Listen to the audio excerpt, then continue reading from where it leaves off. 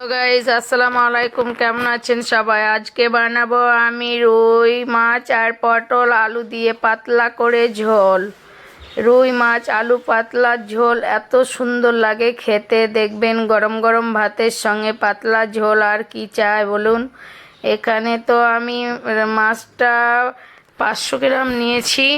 মাছটাকে ভালোভাবে আমি হলুদ গুঁড়ো ও লবণ মাখিয়ে নেব। এত সুন্দর হবে কি বলবো। এখানে বড় সাইজের আলু নিয়েছি, একটা 4টা পটল নিয়েছি। পটলগুলোকে ভালোভাবে ছিলে নেব। ওখানে নুন হলুদ মাখিয়ে আমি মাছটা রেখে দিয়েছি। পটলগুলো ভালো করে ছিঁড়ে আমি কেটে নেব। দেখুন আপনারা কিভাবে বানান না বানান জানি না, কিন্তু এটা পাতলা করে ঝোল করবার কারণ হচ্ছে এটা সব মানুষই খেতে পারবে। কারণ যারা অসুস্থ আছে তারাও খেতে পারবে, যারা সুস্থ আছে তারাও খেতে পারবে। এখানে মশলা কম দেওয়া হবে আর পাতলা করে ঝোল। গরমের সময় বেশি মশলা দিয়ে খাওয়া ভালো না। এখানে কড়াই চাপিয়ে দিয়েছি, কড়াইয়ে তেল দিয়েছি। আর এই কড়াইয়ের জন্য যদি আপনারা কেউ বলেন কড়াইটা ভালো না, হ্যাঁ ভালো না, কিন্তু কড়াইটা এতই ভালো কি কোনো জিনিস লাগে না। সেই জন্য আমি এই কড়াইটাই ব্যবহার করি, আমার ভালো লাগে কড়াইটা। মাছগুলো আমি সব দিয়ে দিলাম ভাজতে।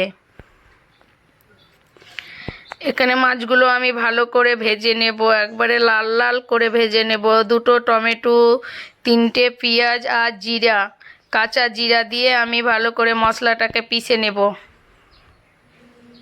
কাঁচা জিরে দিলে এত সুন্দর সেন্ট লাগে, তাই আমি মশলাটা এখানে ভালোভাবে পিষা হয়ে গেছে। আদা রসুনটা আলাদা করে পিষে রেখে দিয়েছি। মাছগুলো এক পিঠ হয়ে গেছে, দেখুন আমি উল্টে দিচ্ছি। এটা ভালো করে লাল লাল করলে, কড়া কড়া করে ভাজলে ভালো লাগে খেতে। মাছগুলো আমার হয়ে গেছে, এবার মাছগুলো আমি তুলে নেব। মাছগুলো তুলে নিয়ে ওই তেলেই আমি পটলগুলো ভেজে নেব। আলু পটল ভালোভাবে ভেজে নেব, কারণ কাঁচা কাঁচা গন্ধ করে পটল, তাই ভালো করে ভেজে নেব নুন হলুদ দিয়ে।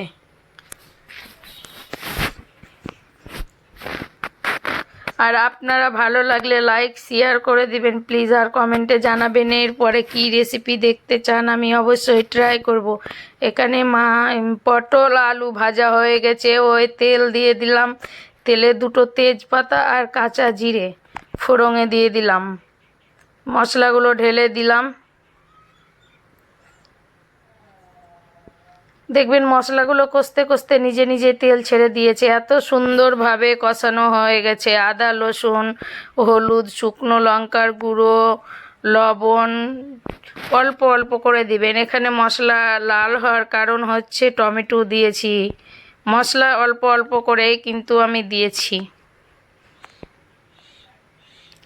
এত সুন্দরভাবে কষানো হয়ে যাবে, দেখবেন নিজে নিজেই তেল ছেড়ে দিয়েছে। দেখুন কি সুন্দরভাবে হয়েছে, আর কালারটা দেখুন খালি।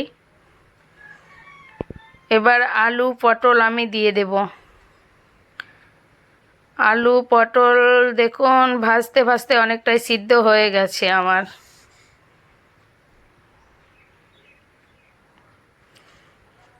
যে যাই বলুক না কেন, কি ভালো লাগে না, এটা লাগে না ওটা লাগে না, আমি আপনাদের জন্য করছি, করেই যাব। কে কি বলছে না বলছে ওটা দেখার দরকার নাই। ভালো কাজ করতে গেলেও লোকের চোখে খারাপ লাগে, খারাপ কাজ করতে গেলেও লোকের চোখে খারাপ লাগে। আপনার নিজের স্বাধীনতায় চলবেন, সবচাইতে ভালো লাগবে।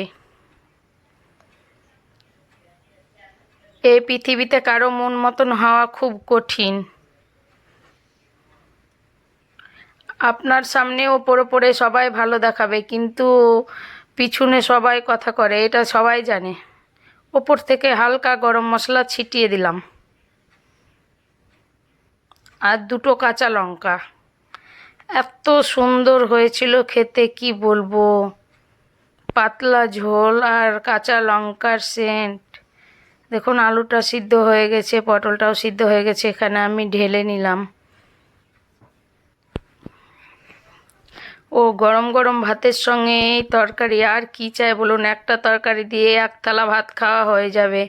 আপনারা প্লিজ একবার ট্রাই করে দেখবেন, আর ভালো লাগলে কমেন্ট শেয়ার লাইক করে দিবেন। ভিডিওটা আমি এখানেই শেষ করলাম।